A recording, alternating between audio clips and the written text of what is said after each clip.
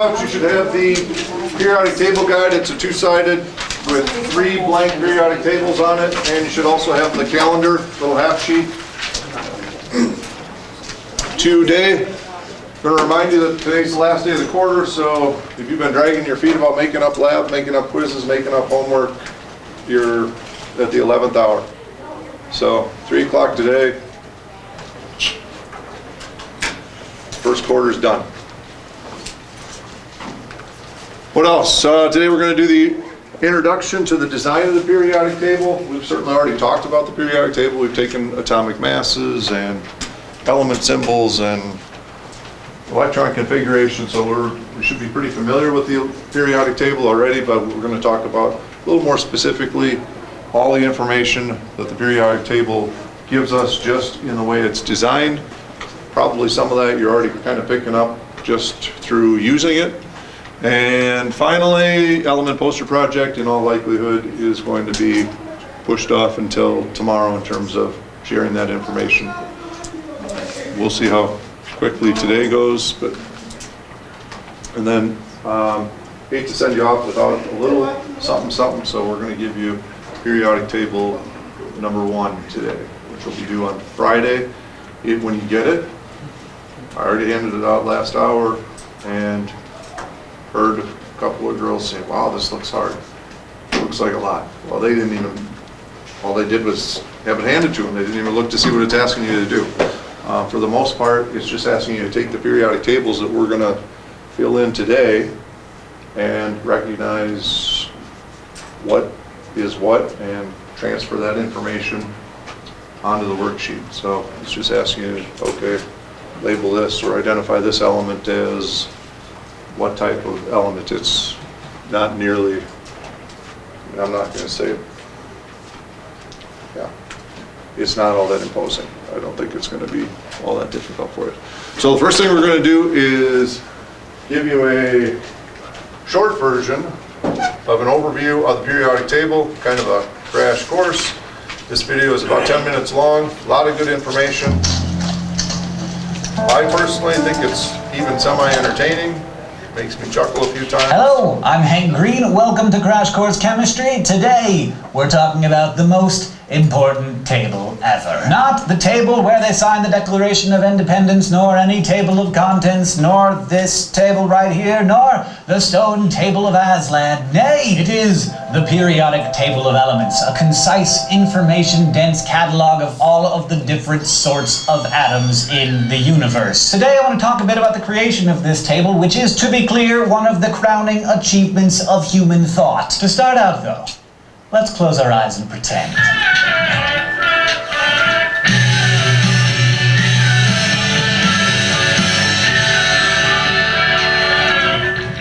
Imagine you're in Siberia, and you're a 13-year-old boy, and your father, who was a professor but had gone blind, leaving your family of more than 10 brothers and sisters destitute, has just died. I know, downer. Your mom, to support the family, has reopened an abandoned glass-making factory in the small town where you live, largely because she wants to make enough money to send you to school someday. A year passes, the factory burns down. But your mom, she sees your potential. She knows that you have a keen scientific mind and will not see that squandered.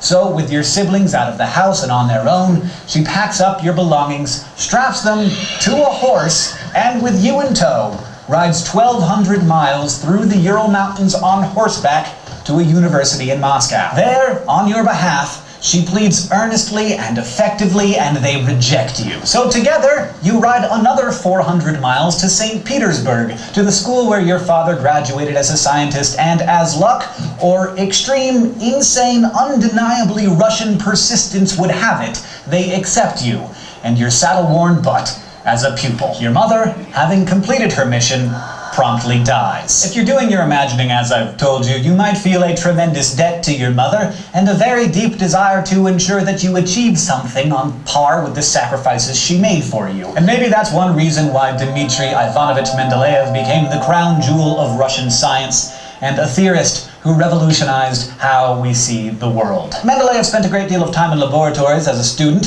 studying the burgeoning new field of chemistry. He worked with all the elements that you could work with at the time, and his knowledge gave him unique insights into their properties. Those insights would come in handy. Let's all imagine we're Mendeleev again. I like doing that. And that we know a bunch of stuff about chemistry, which, you don't yet, but we're imagining. So it's the 1860s, and about 60 elements are known to mankind, and their atomic weights are mostly known as well. So the simplest thing was just to sort them in order of their atomic weights. But interestingly, you, because you're clever pants, realized that the most significant relationships seem to have nothing to do with the atomic weight. Lithium, sodium, potassium, and rubidium were all extremely prone to reacting with chlorine, fluorine, iodine, and bromine. Beryllium, magnesium, calcium, and strontium were all similar but less reactive. But with a quick inspection, you, and to be fair, a number of other chemists, realized that there was a relationship between atomic weights, but it's periodic. At the beginning of the list of elements, characteristics repeat every 7 elements. On the side here, we now know that it's every 8 elements, but in the 1860s, elements were studied based on their reactivity,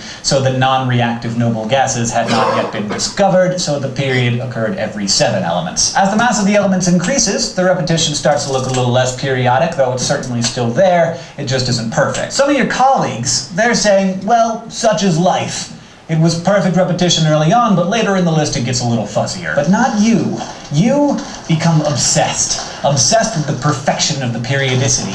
You write out the names and weights and properties of elements on cards, you lay them across your desk, shuffle them, tear them to pieces in frustration until one day you realize that you're simply missing cards. The numbers aren't working, not because there's something wrong with your ideas, but because some elements simply haven't been discovered yet. Armed with this insight, you insert gaps into the table, and things suddenly fall perfectly into place. 7 element periods for the first 2 rows with hydrogen in its own category, 18 element periods for the next 2 rows. You're so certain that you predict the properties of these missing elements, and when a French scientist comes along and says that he has in fact discovered one of them, you argue with him, saying that you discovered it first in your mind. And when you see his data, and it doesn't match yours, you publish a paper saying his data for the new element he discovered is wrong. That's how certain you are of yourself and this beautiful new theoretical framework you've created. And you know what the really crazy thing is?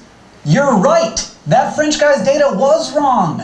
You, never having examined the element he discovered, knew more about it than he did. Because you are Mendeleev, master of the elements. Okay, we're done imagining for the episode. That was fun though. The different groups Mendeleev had identified are a lot of the same groups that we study today. Starting at the left, we have the soft, shiny, extremely reactive alkali metals. So reactive, in fact, that they have to be stored in inert gases or oil to prevent them from reacting with the atmosphere. Alkali metals want nothing more than to dump off an electron and form a positive ion or cation. And they're always jonesing to hook up with a hottie from the other side of the table. So of course, seeing as they're so reactive, you don't find hunks of them lying around in nature. Instead, chemists must extract them from compounds containing them. Next, you have the alkaline earth metals. Reactive metals, but not as reactive as the alkali metals, forming cations with 2 positive charges instead of just 1. Calcium, shown here, undergoes a very similar reaction to sodium and water, just a little more slowly, producing a little less heat. The middle body area of the table is made up of a nice solid rectangle of transition metals. These are the metals you think of as metals, with iron and nickel and gold and platinum. The majority of elements are metals. They're fairly unreactive, great conductors of heat, but more importantly for us, good conductors of electricity. They're malleable and can be bent and formed and hammered into sheets, and they're extremely important in chemistry, but overall surprisingly similar to each other. On the far right, just over from the noble gases, the halogens make up a set of extremely reactive gases that form negative ions or anions with 1 negative charge and love to react with the alkali and alkaline earth metals. The rectangle between the halogens and the transition metals contain a peculiar scattershot of metals, metalloids, gases, and nonmetals. These guys don't end up as ions unless you take extreme action and start shooting other ions at them, so generally a bit boring over here, though lots of interesting covalent organic chemistry. We'll get to that. Down below, in their own little island, are the lanthanides and actinides, metals that were largely undiscovered in Mendeleev's day because they're so similar that it's next to impossible to separate them from each other. And finally, on the far, far right, also undiscovered when Mendeleev built his chart, the completely unreactive noble gases. Like a lot of other obsessive scientists, Mendeleev never thought he was done with his table, so he held it back for quite a while, only publishing it as part of a new chemistry textbook he was working on as a way to make some quick cash that he needed. And as with many other scientific revelations, there were a number of other people hot on this discovery's trail. As many as 6 people published on the periodicity of elements at roughly the same time as Mendeleev, but a few things set him apart. One, he was obsessive. He knew the data better than anyone else and had spent a ton of time working on a theory that many people thought was just an interesting little quirk. And 2, he realized in a way no one else did that the idea of periodicity had far-reaching consequences. It seems as if he had a deep belief in the cosmic importance of what he was doing, almost a religious fascination. Mendeleev believed in God, but also he believed that organized religions were false paths to the unknowable nature of God. I like to believe that he thought he saw some divine pattern in his tables, and Mendeleev felt as if he was coming to know God in a way that no other man ever had. To be clear, this is pure conjecture. And as we now know, the periodicity of elements is a physical phenomenon. It's a function of electrons, which are in some ways pretty dang peculiar, but certainly not at all mystical. But we'll get to that peculiar physical reality in the next episode. The periodic table that we know and love, I love it anyway, is a representation of reality, a way of understanding and sorting the universe as it exists. But that form of the table is not by any means set in stone. Indeed, a contemporary of Mendeleev envisioned the table set onto a screw or cylinder with the elements wrapping around from one side to another. While Mendeleev's table looks more like a map up on a wall, de Chamcourtois, a geologist, envisioned more of a globe. Unfortunately for de Chamcourtois, no publisher could figure out how to print his cylindrical 3-dimensional table, and so he published his paper without a graphical representation of his periodic cylinder of the elements, and it was largely ignored. I guess they didn't have papercraft back then. I am a huge fan of this cut and tape model of the periodic table. You can make your own, there's a link in the description, and there are also a ton of other designs for periodic tables that have various advantages over the one that we're all familiar with. Our periodic table as it stands is really a little bit unhappy with itself, frankly. The lanthanides and actinides really should be part of the table, but we separate them out because it's hard to fit that on a piece of paper. Really, this is what it should look like. And really, it would be best if it wrapped around into a circle, so that fluorine and neon and sodium were all next to each other, instead of being on the opposite sides of the map, because they're just one proton away. Mendeleev's contribution, nonetheless, is more powerful than at first it seemed. He ended up forming a guide to help future chemists understand things that wouldn't be discovered for 25, 50, even 100 years. Indeed, after Mendeleev's theories were published and accepted, the overwhelming cry from the scientific community was why? Why? And though Mendeleev was not himself concerned with this stuff, he actually denied the existence of atoms, or indeed anything he couldn't see with his own eyes. It turned out that the answer to the first why was the electron. That sneaky little electron, Mendeleev, if he'd been around to see their discovery, he would have hated them. But you will have a healthy respect for them after you learn all about them on the next episode of Crash Course Chemistry. Thank you for watching this episode of Crash Course Chemistry. If you were paying attention, you now know the terrible, beautiful, and wonderful story of Dmitri Mendeleev, how he organized the elements into the periodic table, some of the basics of the relationships on that table, why Mendeleev stood out from his colleagues, and how the table as we know it today could stand some improvement. This episode of Crash Course Chemistry was written by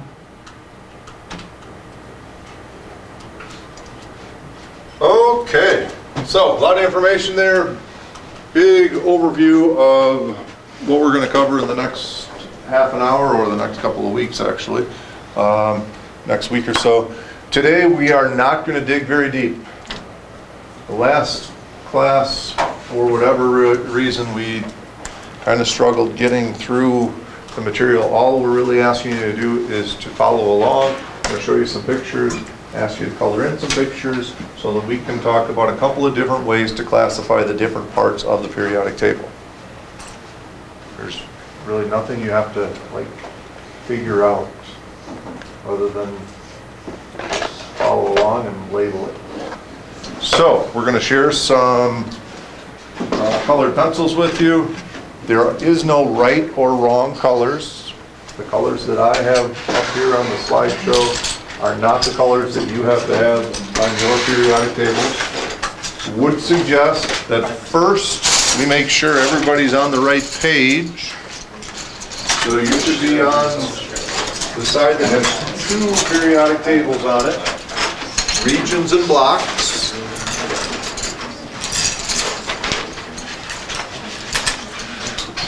going to label the different regions. We're going to label the different blocks. So as you're coloring these in, I suggest that you just color them in lightly so that you can write in with a pencil or a different color and clearly see what the name of that section is.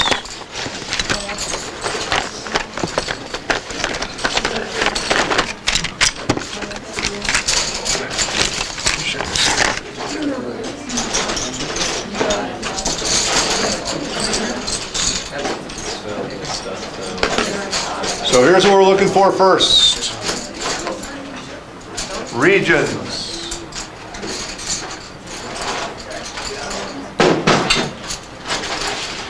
You guys still need to get hooked up there?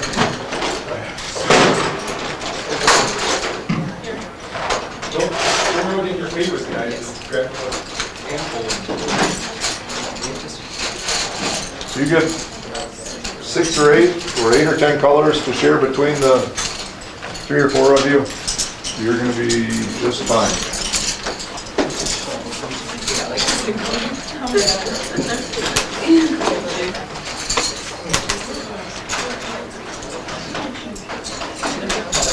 For the first table, the regions, you really only need 4 colors. You can worry about getting more colors later if you need them.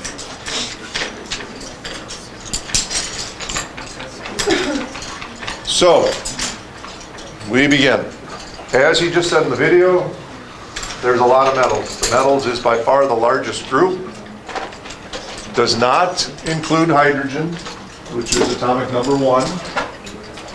But it does probably make up about 75% of the periodic table.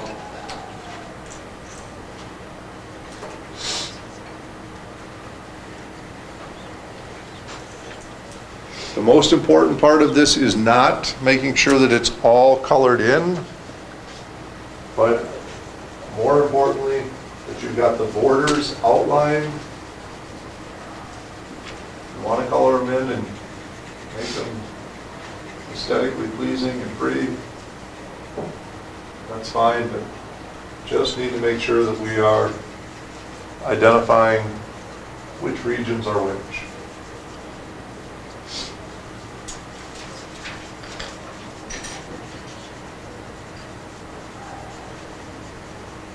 So there's a lot of metals that you're already familiar with: nickel, copper, iron, lead.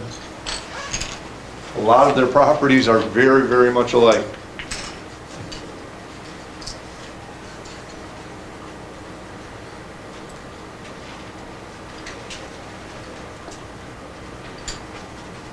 Metallic elements, typically good conductors of electricity, typically shiny, typically relatively soft, so pound them with a hammer, they're going to change their shape. Pound them with a big hammer, flatten them into a sheet. After the metals, we've got non-metals.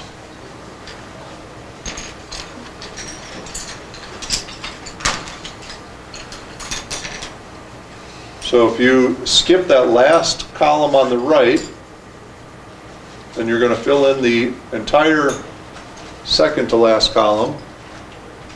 Or another way to look at it is, accepting that last column on the right, you're going to take 4, 3, 2, 1, and 1.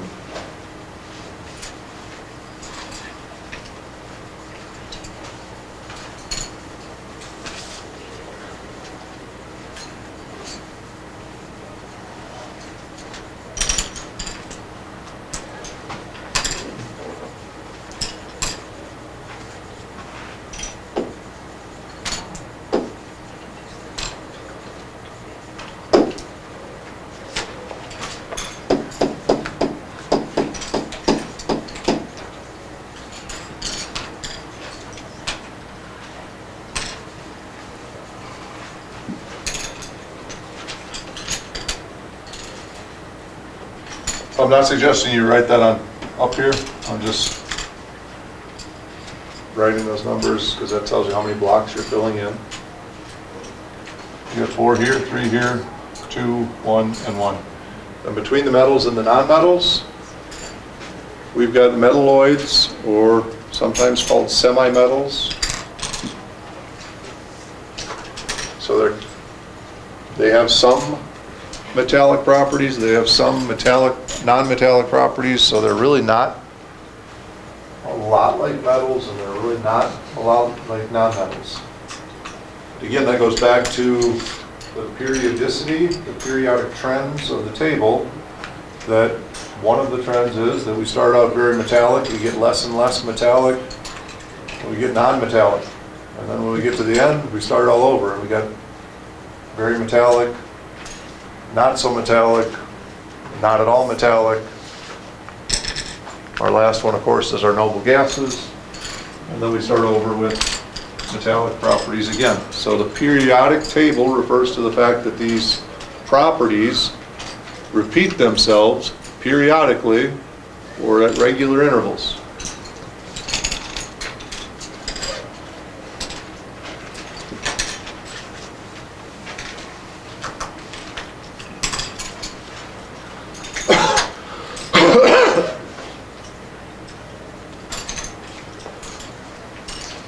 So the only one we haven't really colored in yet is hydrogen.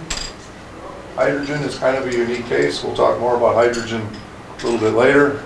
It is, of course, the first element on the periodic table. It's the simplest element. It's a gas, really not metallic, but we really can't stick it over here either.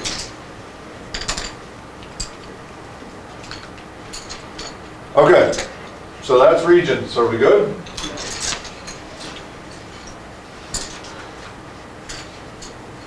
Our next one is blocks.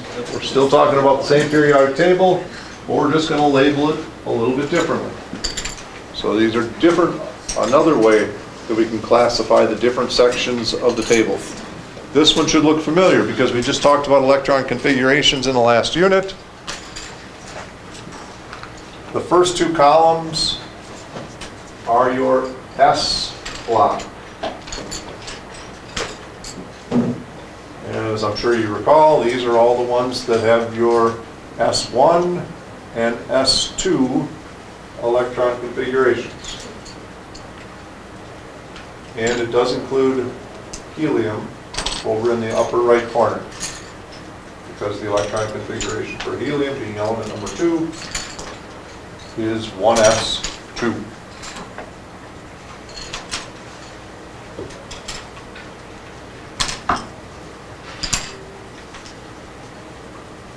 What other blocks do you suppose we have? If we have an S block, we probably have P block, boom. Our P block is going to be the block to the right, those last 6 columns. Again, with the exception of helium.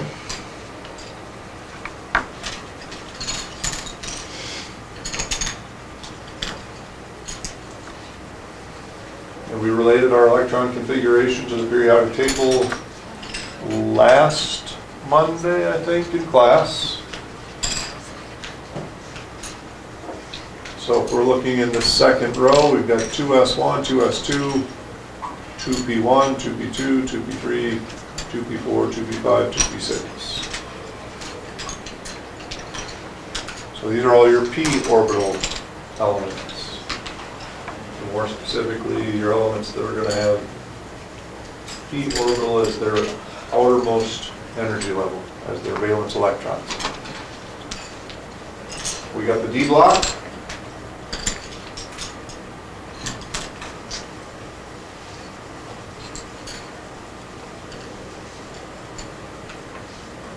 We got 10 columns here because there's 5 different orbitals possible in the D. Well, there's 5 different D orbitals. Each one can hold up to 2 electrons. Then the last one, of course, on the bottom is F.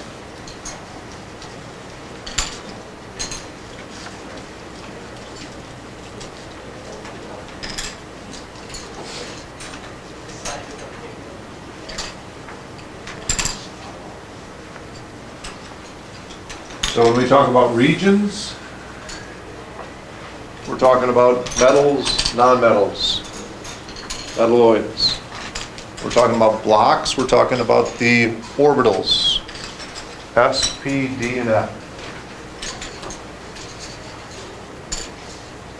And that's what a number of the questions on the worksheet are. What block is this element in? Or what region is this element in? So we're talking about the same element, you're going to have two different answers. If you're talking about potassium,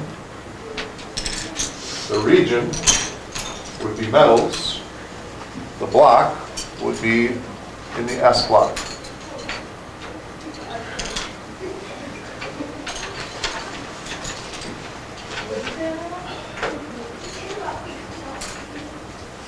Who needs a little more time? Are we good to move on?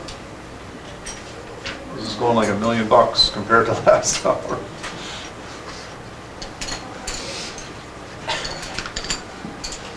All right, flip that guy over.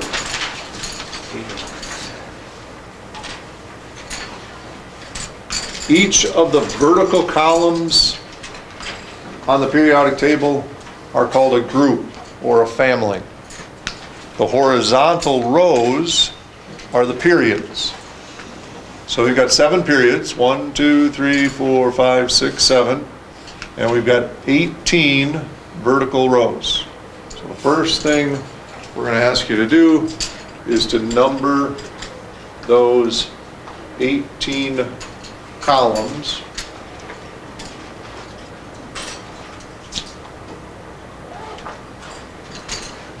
And if you want to number the periods, I'm not going to have those numbers pop up on here, but you certainly could number your periods 1 through 7.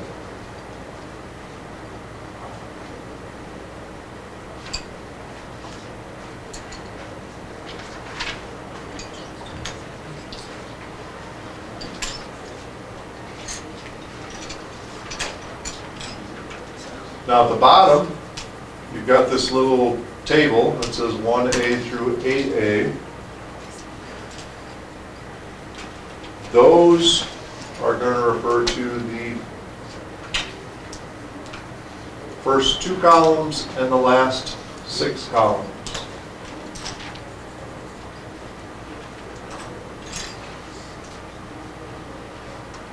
And it won't take you long to recognize that 3A is family 13, so the last digit of the column, 14 is 4A, 15 is 5A, 16 is 6A.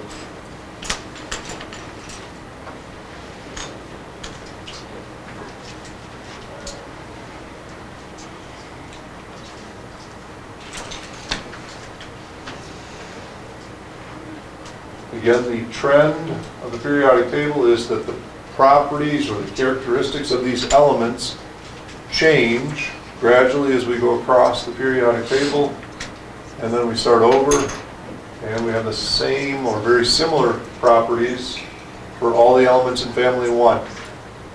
There are very similar properties for all the elements in family 2, which is why they're called a family, because they're very much alike. They're not exactly the same, but all these elements in family 1 are called the alkali metals. They are all very similar. They get a little bit heavier because they got more protons and neutrons and electrons as we go down. But they're all going to be very much alike in the fact that they're very soft metals, they're silvery white, they're very reactive.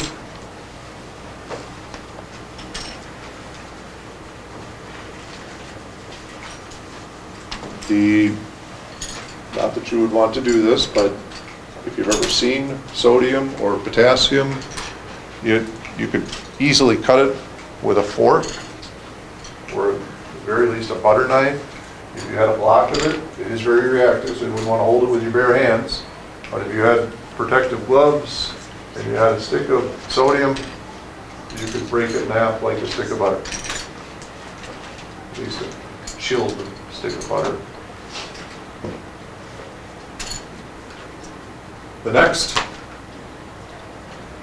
column is the Alkaline earth metals, also pretty darn reactive, not quite as reactive as family 1, but pretty darn reactive, pretty soft, not quite as soft, still pretty shiny.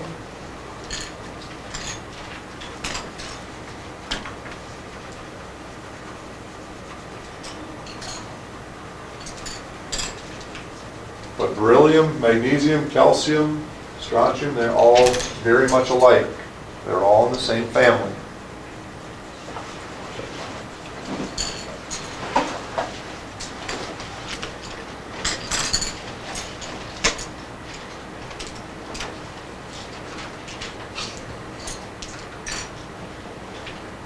The next 4, in terms of the A columns, 3A, 4A, 5A. Now, you can certainly use this little table at the bottom to write the names of your families. Probably should have mentioned that 2 families ago, but if you don't want to write them on here, you can certainly just write them down here. Alkali metals, alkaline earth metals, boron group. So 3A, 4A, 5A, and 6A, all those groups are named after the first element in that group. So the boron group, the carbon group, the nitrogen group, and the oxygen group.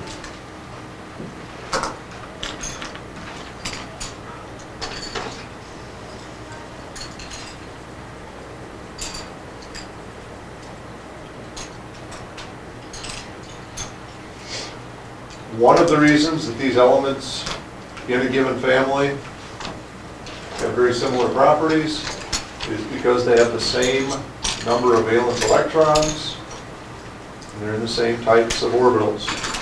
So the alkali metals all have 1 valence electrons in their outermost s orbital. The alkaline earth metals have 2 valence electrons in their outermost s orbital. Boron, and everything in that boron group has 3 valence electron groups, and valence electrons are your outermost electrons. And those are going to be in the p orbitals. Carbonyl and everything under carbon has 4 valence electrons, etc. Family 17, we've used this term. You may or may not have heard it before, but you certainly heard it at some point this year, is the halogens. Fluorine, chlorine, bromine, iodine.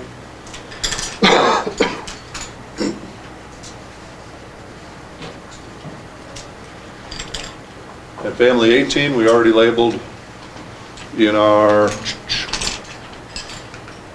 previous one, the regions table, as the noble gases.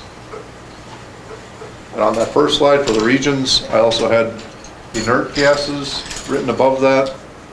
If you ever hear the term inert gases, it's referring to the noble gases. It's just a different word for the same thing. Inert simply means that very unreactive. Pretty much totally unreactive.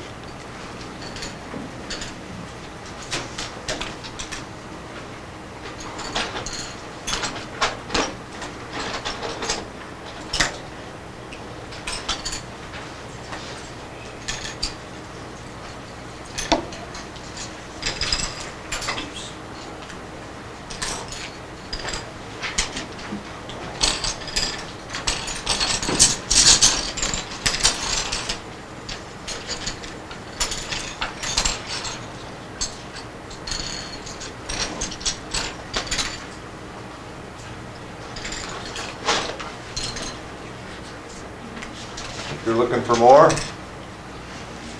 that big block in the middle are the transition metals.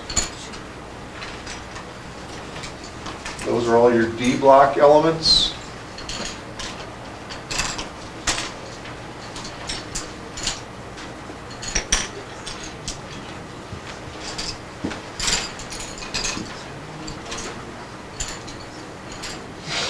Your nickels, your zincs, your coppers, cobalts, gold, silver, need a different color? Yeah. What are you hunting for? Anything but pink, brown. Red, that's a good color.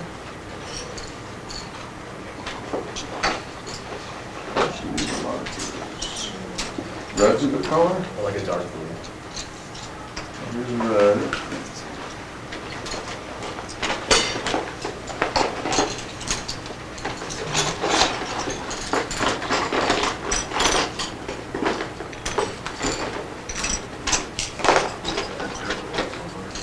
Purple. Violet.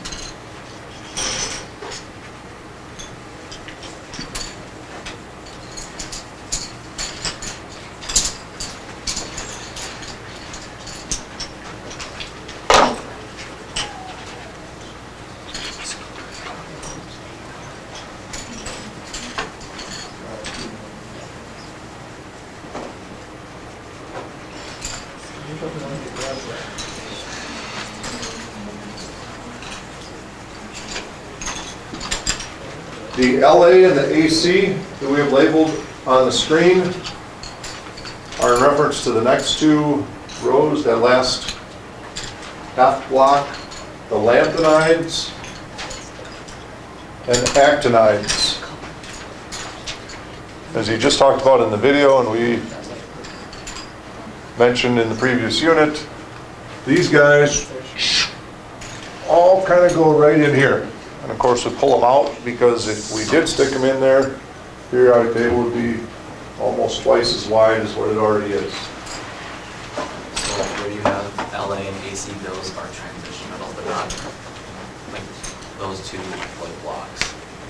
LA is just shorthand for lanthanides to tell you that this row goes right in there next to that. Yeah, so you're not labeling those two elements. Right. That's okay. Correct. Yeah, these are not element symbols, these are abbreviations for those two rows.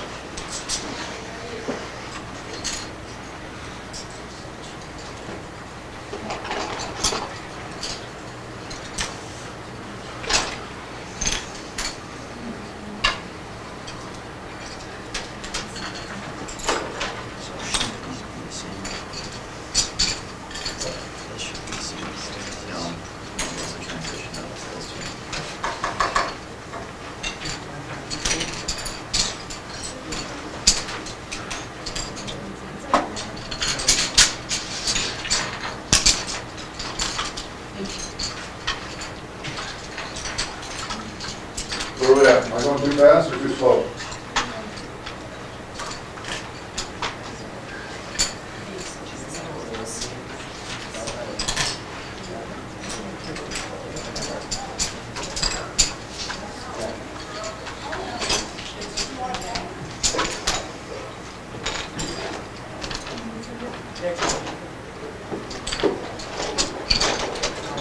Okay, just have a couple other minor labels to add to these.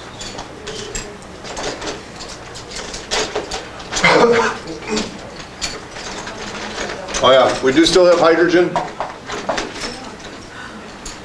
Kind of counterintuitive, or I don't know what the right word is, but to name hydrogen as a group when it's just one element seems a little weird, but here's what it is.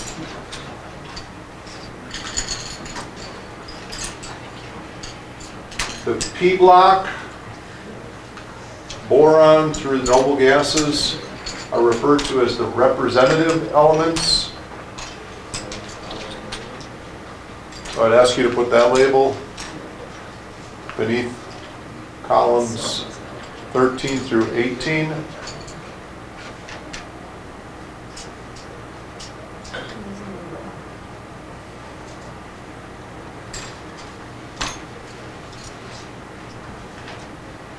And these bottom two rows, the lanthanides and actinides that go in that little gap in the transition metals are called inner transition metals.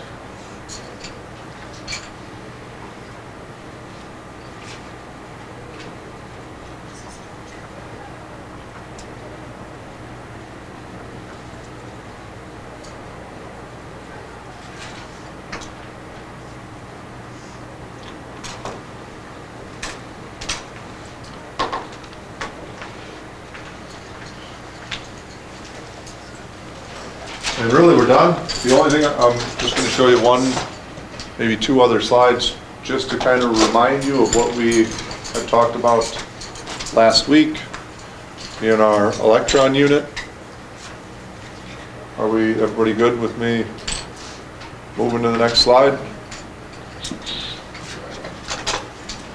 Okay, so this isn't anything you need to write down. This is basically a summary of the stuff we've talked about. Periodic table can be used as a guide for electron configuration. So as we just showed you in the blocks, the second periodic table on the front side, we got S blocks, P blocks, D blocks, and F blocks. The 1 and the 2A have the S orbitals, 3A through 8A have your P orbitals, etc. So, this is a little bigger slide of the same thing. You don't have to fill all this in, because you probably have something similar to this from the handout that you got last week on Monday, but it just again reinforces that the different periods, 1 through 7, tell you the energy levels of your S and P blocks. So the first period is 1S, 1 and 1S2, and then we got 2S2 in the second row, and your 2 Ps, 1, 2, 3, 4, 5, and 6 are in the second row. When we get down to the third row, 3S and 3 Ps.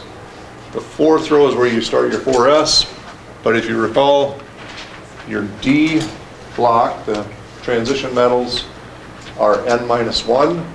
So this is period 4, but for the D orbitals, it's energy level 3. And down here, your F orbitals are N-2. So again, this guy would go, well, these two rows would be squeezed right in here. But instead of being energy level 6, it's 6-2, which is why we have 4F and 5F. So that's what you already know from our little cheat pyramid. That's just a friendly reminder. And that is the end of our coloring session. So, as predicted, we got about 12 minutes left. So we will give you the periodic table handout, give you a little jump start, maybe talk through a couple of examples.